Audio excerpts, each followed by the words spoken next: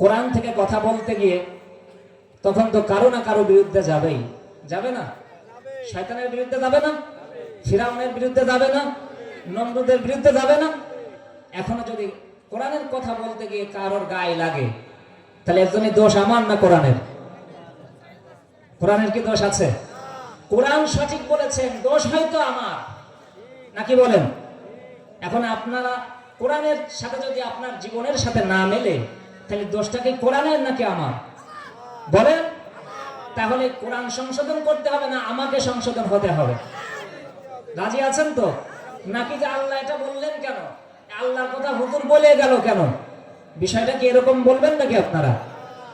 আচ্ছা, তাহলে কোরআন থেকে কথা হবে, হয়তো কারোর বিপক্ষে যাবে, কারোর নেতার বিপক্ষে যাবে, কারোর হয়তো দলের পক্ষেও যে বিপক্ষেও যেতে পারে না? আপনি যদি কোরআন বিরোধী দল করেন, তাহলে আপনার বিরুদ্ধে তো যাবেই। কি কথা কোন ঠিক নয় কি? কাঁধে কাঁধে কোরআনের কথা হবে। এখানে মানে আমি কোন দল মত বুঝি না, আমি এখনো বুঝি কোরআনের দল। কি বলেন? আমরা এখানে যারা আছি, আমরা সবাই কিসের দল বলেন তো? এই মুহূর্তে আমরা এখানে যারা আছি সবাই আমরা কোরআনের দল। রাজি আছেন তো? দেখি কারা কারা কোরআনের দল, দেখি আর একবার লিল্লাহি তাকবীর। আল্লাহ তাআলা এই হাতগুলি কোরআনের জন্য কবুল করুক, সবাই বলেন আমিন।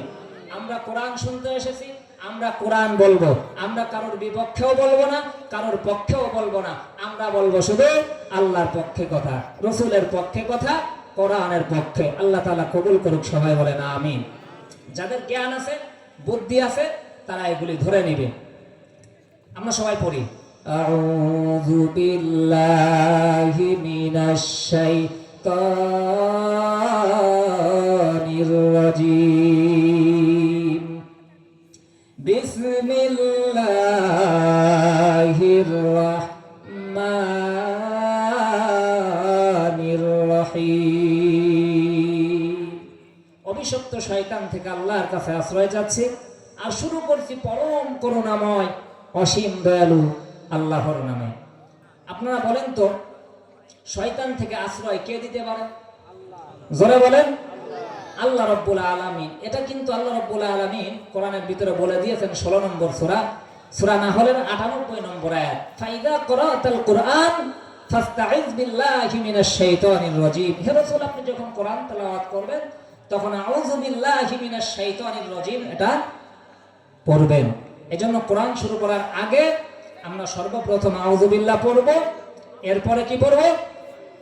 বিসমিল্লাহ। রাজি আছেন তো? অনেকেই দেখবেন বিসমিল্লাহ দিয়ে শুরু করে না, আগে শুরু করবেন আউযু বিল্লাহ, তারপরে বিসমিল্লাহ। আচ্ছা, আল্লাহ কবুল করুক। এখনো কথা হচ্ছে হলো, কোরআন শুনতে আসেন 3 শ্রেণীর লোক। কয় শ্রেণীর লোক? জোরে বলেন। তার ভিতরে 1 নম্বরে হলো মুমিনগণ কোরআন শুনতে আসে। সুবহানাল্লাহ বলি।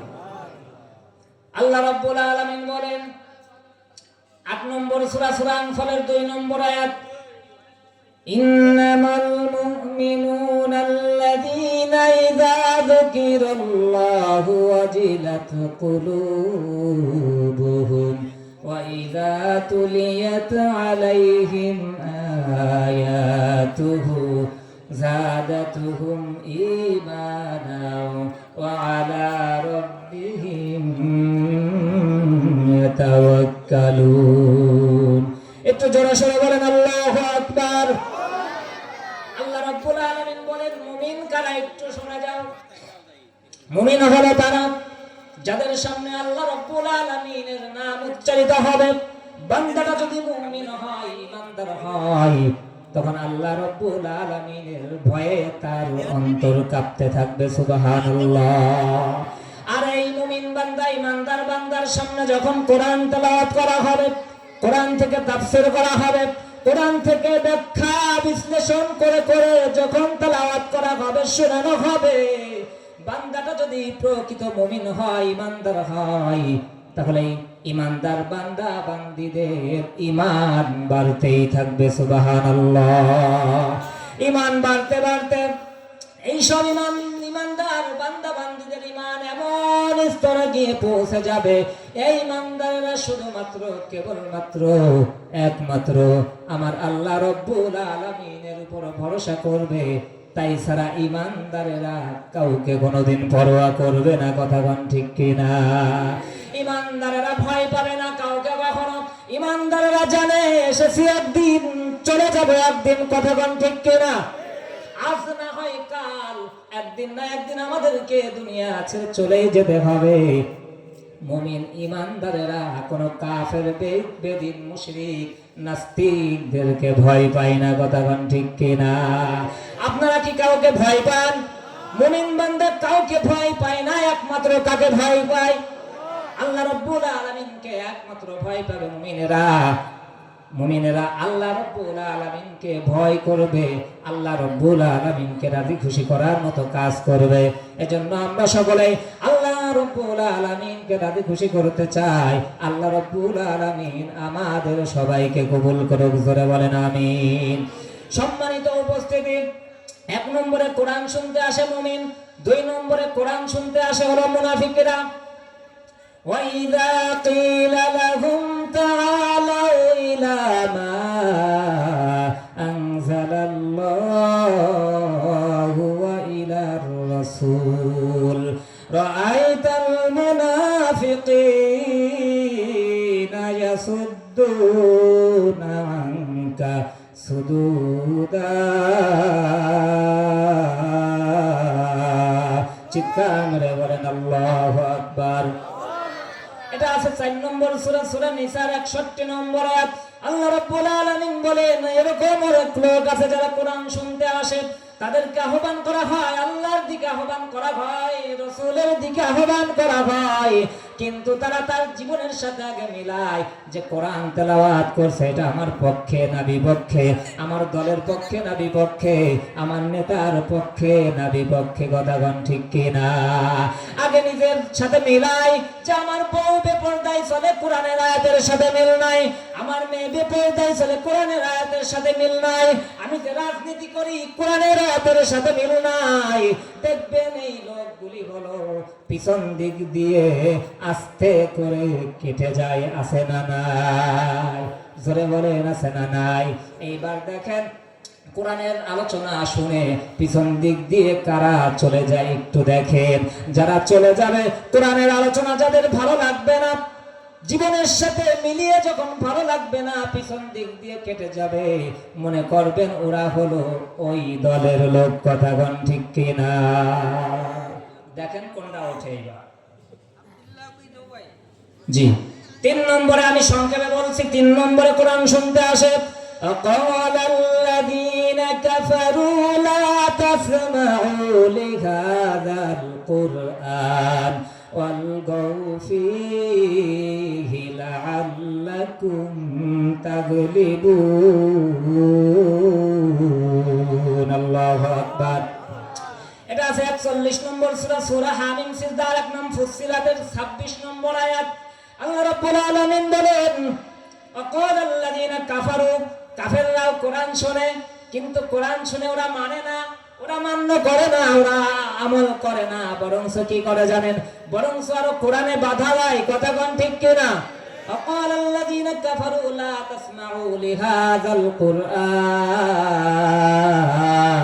ওরা বলে তোমরা কোরআন শুনতে যেও না, কোরআন শুনতে যেও না। শুধু তাই নয়, কোরআনে হট্টগোল সৃষ্টি করে দাও, কোরআনের মাহফিলে একটা ঝামেলা সৃষ্টি করে দাও, কোরআনের মাহফিলে একটা ঝামেলা সৃষ্টি করে দাও যাতে তোমরা বিজয়ী হতে পারো। এই হলো কাফিরদের স্বভাব। দেখবেন কোরআনের মাহফিল হতে দেবে না, ও পাশে মমতাজের গান হবে, ওর কোনো সমস্যা নাই, কথা কোন ঠিক কিনা? কোরআনের মাহফিল হলে ওর যত চুলকানি, ওর সমস্যা, এইগুলি হলো টাটকা নির্ভেজাল কাফের কোরআনের ভাষায়। দেখেন এইগুলো আছে নাকি? 1 নম্বরে মুমিন, 2 নম্বরে মুনাফিক, 3 নম্বরে কাফেররা কোরআন শুনতে আসে কিন্তু কোরআনে বাধা দেওয়ার জন্য। আসুন আমরা সবাই মুমিন থাকতে চাই, আমরা সবাই ইমানদার হতে চাই। আল্লাহ তাআলা আমাদের সবাইকে ইমানদার হিসেবে কবুল করুক, জোরে বলেন আমিন।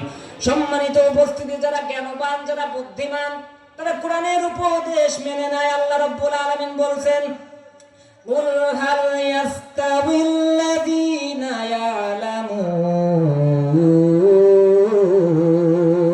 ওয়াল্লাযীনা লা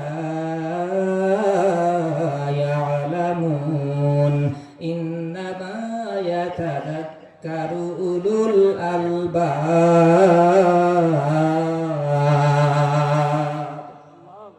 39 নম্বর সূরা, সূরা জুমার 9 নম্বর আয়াত। আল্লাহ বললেন, হে রাসূল, যারা জানে আর যারা জানে না তারা কখনো সমান? আপনারা বলেন, যারা জানে আর যারা জানে না তারা কখনো সমান হবে?